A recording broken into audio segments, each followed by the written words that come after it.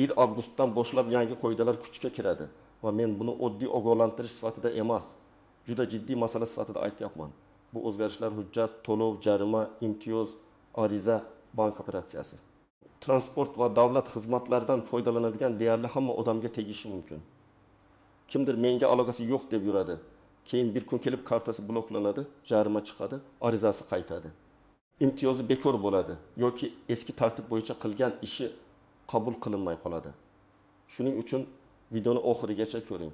Men bugun sizga 1 avgustdan nimaga tayyor turish kerakligini, avval qanday edi, endi nima o'zgarayotganini, kimlar xavotir olish kerakligini, kimlar esa ortiqcha vahimaga tushmaslik kerakligini sodda tilda tushuntiraman. Hozirning o'zida kanalga obuna bo'ling, videoga like bosing. Chunki bunday ma'lumotlar ko'pincha odamga aynan muammo chiqqandan keyin emas, muammo chiqishdan oldin kerak bo'ladi. Eng katta muammo shundaki, ko'pchilik yangi qoidalarni matbuotda yoki rasmiy xabarlarda o'qiydi. Lekin amalda bu qoida unga qanday ta'sir qilishini tushunmaydi. Masalan, elektron tartib joriy etiladi deyilgan bo'lsa, oddiy odam buni internet orqali bo'lar ekan deb tushunadi. Lekin amalda bu degani ariza endi qog'ozda emas. Portal orqali topshiriladi. Shaxsiy kabinetdagi ma'lumotlar to'g'ri bo'lishi kerak. Telefon raqam egasining nomida bo'lishi kerak. Muddati o'tgan hujjat bilan xizmat olinmaydi. Tizim qarzdorlikni avtomatik ko'radi. Ayrim holatda esa inson aralashuvisiz rad javobi chiqadi. Avval ko'p ishlar borib gaplashib ko'ramiz. Tanishingiz bo'lsa tezroq bo'ladi. Hujjat yetishmasa keyin olib kelasiz degan usulda yurardi. Endi esa tartib tobora raqamli bo'lyapti. Bu yaxshi tomoni bilan qulay. Navbat kamayadi, ariza kuzatiladi, to'lovlar shaffof bo'ladi. Lekin yomon tomoni ham bor. Agar sizning ma'lumotingiz bazada xato bo'lsa, familiyangiz bir joyda boshqacha yozilgan bo'lsa, kadastr hujjatingiz eski bo'lsa, soliq yoki kommunal qarzingiz ko'rinib turgan bo'lsa, tizim sizga yo'q dedi. Va siz men oldin shunday qilib yurardim-ku desangiz ham, yangi tartibda bu dalil bo'lmaydi. 1 avgustdan odamlar aynan mana shunga tayyorlanishi kerak. Hujjatlar tozaligi, qarzdorliklar, elektron identifikatsiya, bank kartalari, transport qoidalari, tadbirkorlik hujjatlari va davlat xizmatlari bo'yicha eskicha odat endi xavfli bo'lishi mumkin. Oldin ko'p sohalarda nazorat kechikib ishlardi. Ya'ni odam biror majburiyatni bajarmasa ham darhol oqibatini sezmasdi. Masalan, kommunal to'lov kechiksa bir necha oy o'tib ogohlantirish kelardi. Soliq hisobotida kamchilik bo'lsa tekshiruvdan keyin bilinardi. Yo'l harakati jarimasi bo'lsa odam uni vaqtida ko'rmay qolardi. Davlat xizmatida eski pasport ma'lumoti, eski manzil yoki eski telefon raqam bilan ham ayrim ishlar yurib ketardi. Endi esa ko'plab tizimlar bir-biriga ulanmoqda. Bu nimani anglatadi? Masalan, siz subsidiyaga ariza bersangiz, tizim faqat arizangizni ko'rmaydi. U sizning daromadingizni, mulkingizni, oilaviy holatingizni, kadastr ma'lumotini, oldingi arizalaringizni, qarzdorliklaringizni, ayrim holatlarda bankdagi rasmiy tushumlaringizni ham solishtirishi mumkin. Siz kredit olmoqchi bo'lsangiz, bank faqat oylik maoshingizni so'ramaydi. Balki kredit tarixingiz, aliment qarzi, soliq qarzi, sud ijrosi bo'yicha cheklov kartalaridagi aylanishlarni ham baholaydi. Yana bir muhim o'zgarish, muddatlar qat'iylashadi. Oldin ertaga olib kelasiz. Bir hafta ichida to'ldirib qo'yasiz. Mayli, keyinroq to'laysiz degan holatlar ko'p uchrardi. Yangi tartibda esa muddat o'tdimi, ariza rad bo'ladi, imtiyoz to'xtaydi. Penga hisoblanadi yoki qayta topshirishga to'g'ri keladi. Masalan, bir fuqaro ijtimoiy yordam uchun ariza beradi, lekin oilaviy tarkib bo'yicha ma'lumot bazada yangilanmagan bo'ladi. Oldin mahallaga borib tushuntirib, keyin tuzatish imkoni ko'proq edi. Endi esa tizim ma'lumot mos emas deb arizani qaytaradi. Odam yana vaqt yo'qotadi. Birinchi navbatda hujjatlari eski bo'lganlar. Agar pasport yoki ID karta muddati tugagan bo'lsa, yashash manzili amalda boshqa, hujjatda boshqa bo'lsa, nikoh, ajrim, farzand tug'ilishi, meros, kadastr yoki avtomobil hujjatlarida o'zgarish bo'lib, lekin bazalarda yangilanmagan bo'lsa, siz xavf guruhidasiz. Chunki yangi tartibda tizim sizning og'zaki tushuntirishingizni emas, bazadagi ma'lumotni ko'radi. Ikkinchi guruh qarzdorligi borlar. Bu faqat katta qarz degani emas. Ba'zan 1000 ming so'm jarima, 1000 ming so'm kommunal qarz, 300 ming so'm soliq yoki ijro qarzi ham muammo tug'diradi. Masalan, odam mashinasini sotmoqchi bo'ladi, notariusga boradi. Shu payt eski jarima chiqadi. Jarima 2 yil oldingi bo'lishi mumkin, odam eslamaydi ham. Lekin bitim to'xtaydi. Xaridor kutmaydi, kelishuv buziladi. Natijada kichkina qarz katta noqulaylikka aylanadi. Uchinchi guruh tadbirkorlar, yakka tartibdagi tadbirkorlar, ijaraga uy beruvchilar, onlayn savdo qiluvchilar, xizmat ko'rsatuvchilar. Siz men kichkina ishlayman, menga tegmaydi deb o'ylamang. Raqamli to'lovlar ko'paygani sari daromadlarni yashirish qiyinlashadi. Agar siz karta orqali muntazam pul qabul qilsangiz, masalan har oy 2 million, 15 million, 30 million so'm tushum bo'lsa, bu oddiy qarindoshlar o'rtasidagi pul o'tkazmasidan farq qilishi mumkin. Agar bu biznes daromadi bo'lsa, uni rasmiylashtirish masalasi paydo bo'ladi.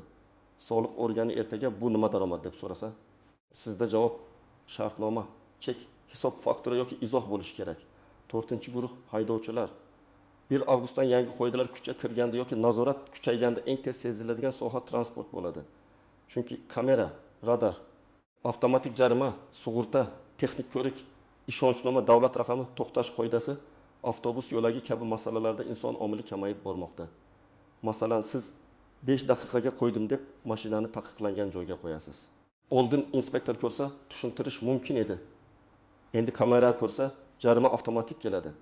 Bu yerda men shoshilganim degan gap hisobga olinmaydi. 5-guruh nafaqa, subsidiya, kompensatsiya, moddiy yordam oluvchilar. Yangi tartiblarda ko'pincha ehtiyojmandlik mezoni avtomatik tekshiriladi. Oilada rasmiy daromad ko'paygan bo'lsa, nomingizda qo'shimcha uy yoki avtomobil chiqqan bo'lsa, farzandlar soni, yashash joyi. Oilaviy tarkib bo'yicha ma'lumot o'zgargan bo'lsa, yordam miqdori kamayishi yoki to'xtashi mumkin. Bunda men bilmagan edim, deyish ko'p holatda yordam bermaydi.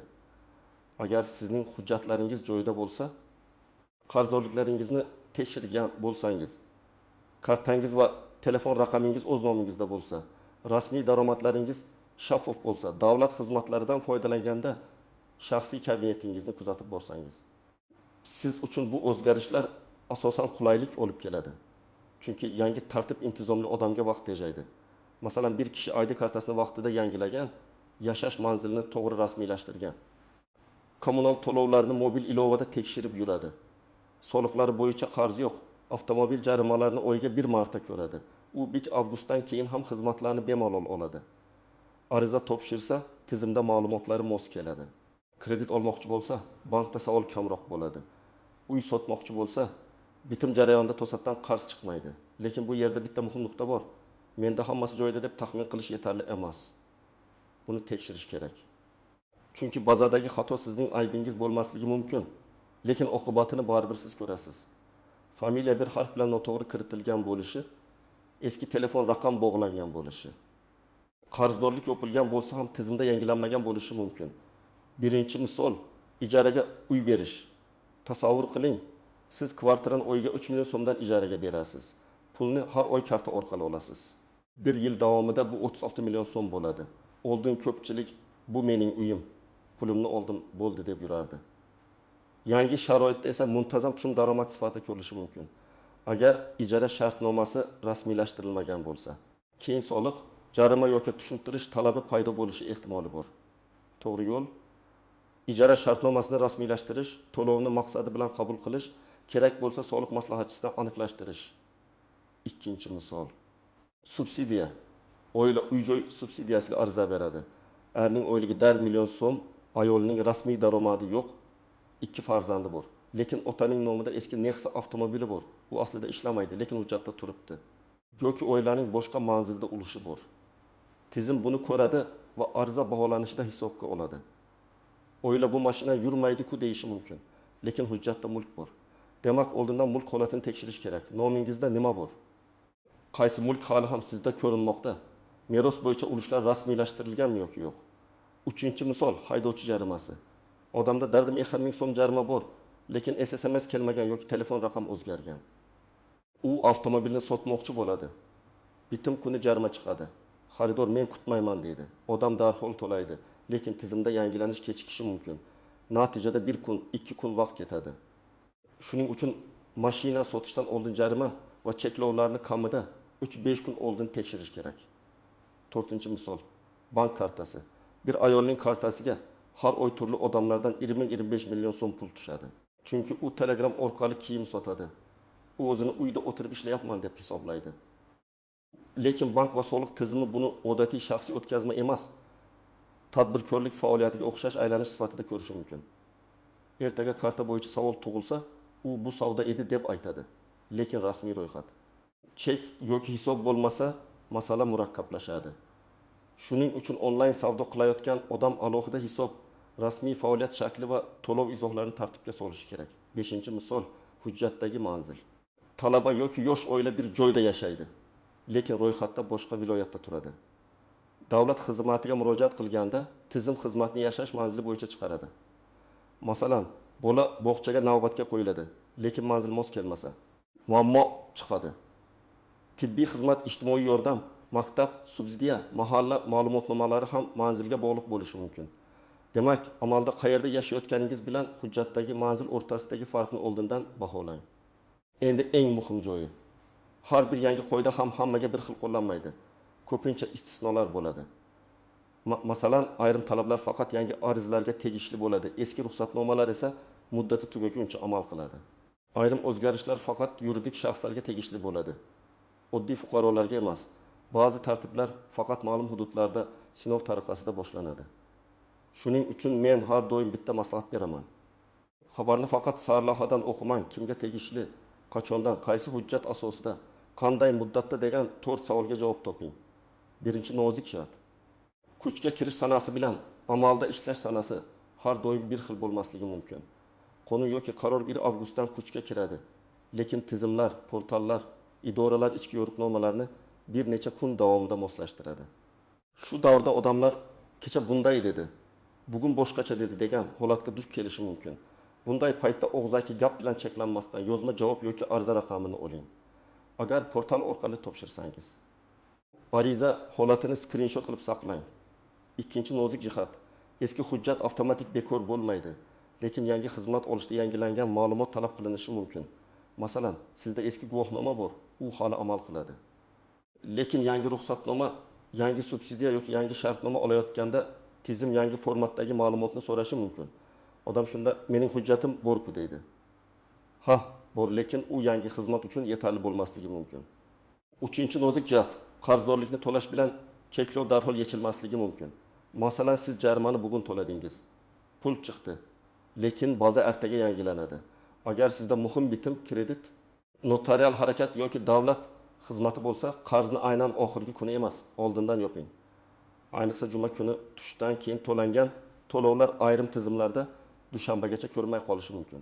4-nozik jihat. Oilaviy ma'lumotlar juda muhim.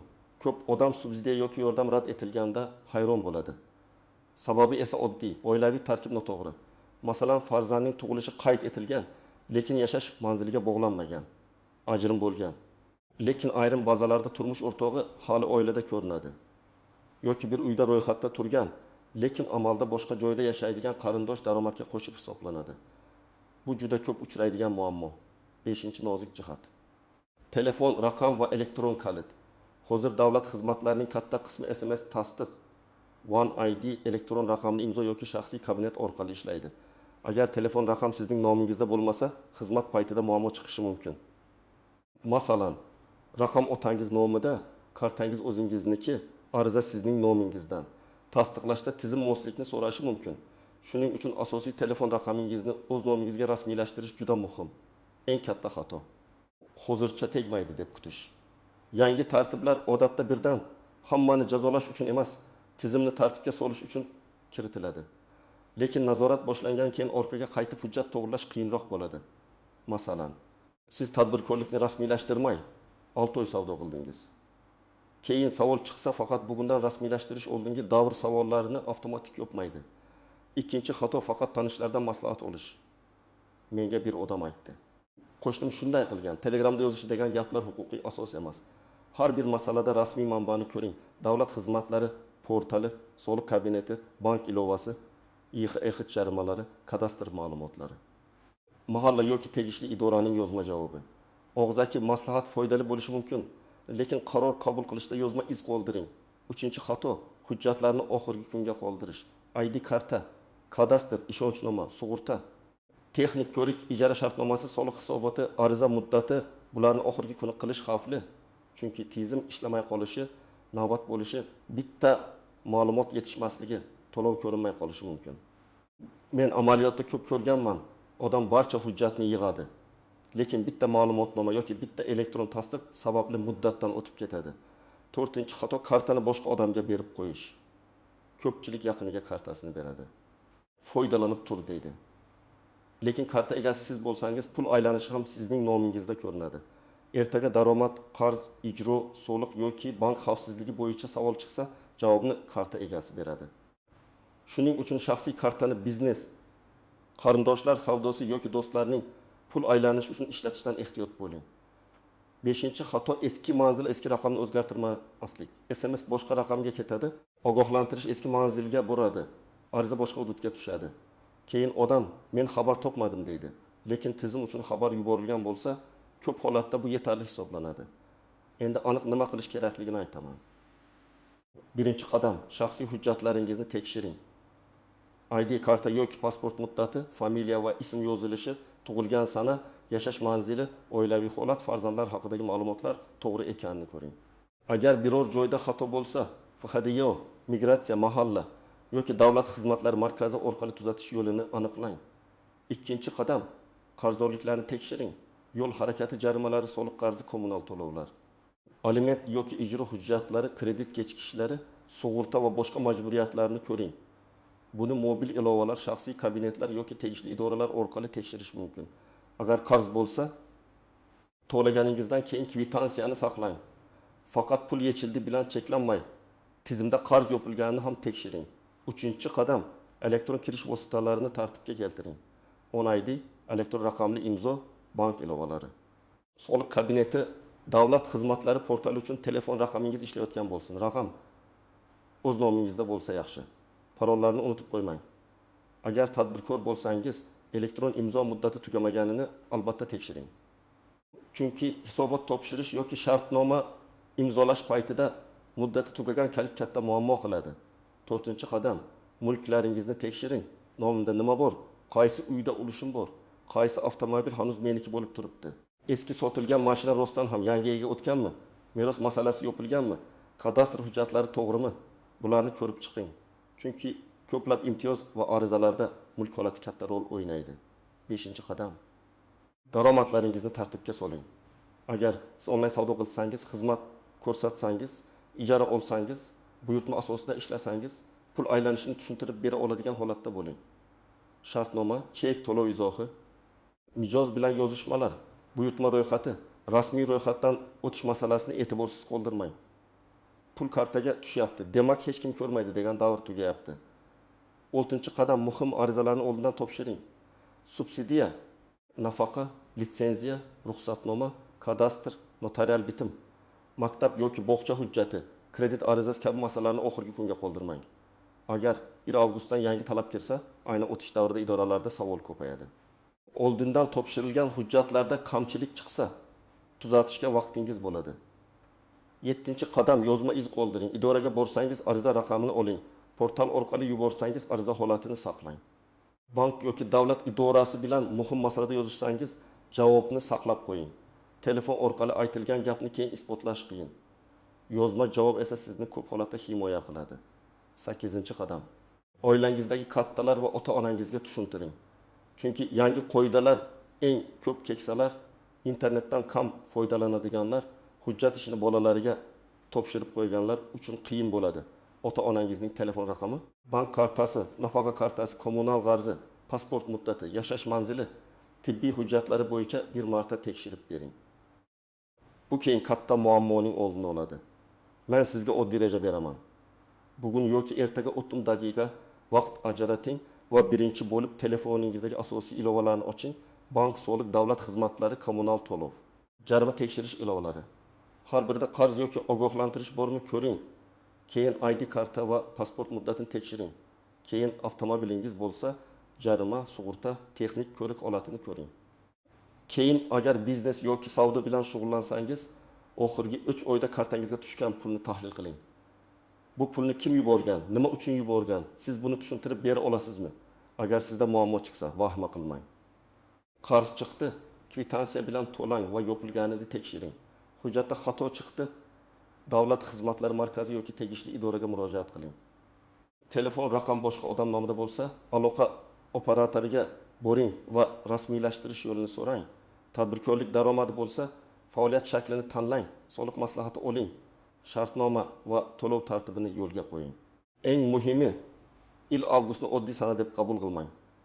Bu sana ko'p odamlar uchun eski odat bilan yurish mumkinmi yoki endi hammasini tartibga keltirish kerakmi degan chegaraga aylanadi. Men ekspert sifatida aytaman. Hozir tekshirishga sarflagan bir soatingiz keyin notariusda, bankda, mahallada, sud ijrosida yoki davlat xizmatlari markazida yo'qotiladigan bir haftangizni saqlab qolishi mumkin. Demak, 1 avgustdan yangi qoidalarda asosiy masala bitta. Hujjat, qarz, daromad, mulk, telefon raqam va elektron tizimlardagi ma'lumotlar tartibli bo'lishi kerak. Avval ko'p narsani keyinroq to'g'rilash mumkin edi, endi esa tizimlar tezroq tekshiriladi, muddatlar qat'iyroq bo'ladi. Xatolar esa odamning o'ziga qimmatga tushadi. Men sizga maslahat beraman. Bugunoq hujjatlaringizni tekshiring, qarzlaringizni ko'ring, telefon raqamingiz va elektron kabinetlaringizni tartibga keltiring. Biznes yoki ijara daromadingiz bo'lsa, rasmiy tomonni o'ylang. Muhim arizalarni oxirgi kunga qoldirmang. Kommentariyada yozing. Sizningcha 1 avgustdan eng ko'p qaysi sohada odamlar qiynaladi? Jarimalardami, hujjatlardami, bank kartalaridami, soliq masalasidami yoki subsidiyalardami? Videoga like bosing, kanalga obuna bo'ling. Men esa keyingi videolarda yangi qoidalarni yana ham aniqroq misollar bilan tushuntirib berishda davom etaman.